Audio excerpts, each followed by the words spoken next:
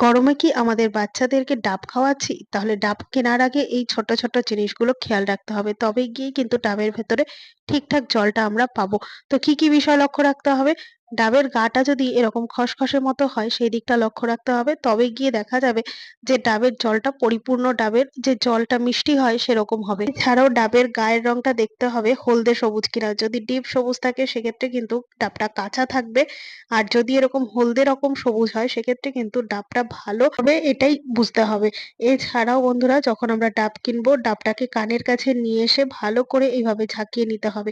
সেক্ষেত্রে যদি কোনো রকম জল নড়ার আওয়াজ হয় সেক্ষেত্রে বুঝতে হবে এর ভেতরে জল কম আছে। কেননা ফাঁকা জায়গায় কিন্তু এই জলের মুভমেন্টের আওয়াজটা বেশি বোঝা যাবে। আর যদি কোনো রকম জল নড়াচড়ার আওয়াজ না হয় সেক্ষেত্রে বুঝতে হবে এটা ভর্তি জল রয়েছে দেখি কোনো রকম ফাঁকা জায়গা নেই বলেই কিন্তু এর মধ্যে কোনো রকম আওয়াজ হচ্ছে না। এই ছোট্ট, ছোট্ট বিষয়গুলো খেয়াল রেখে ডাব আমরা বাচ্চাদেরকে খাওয়াবো।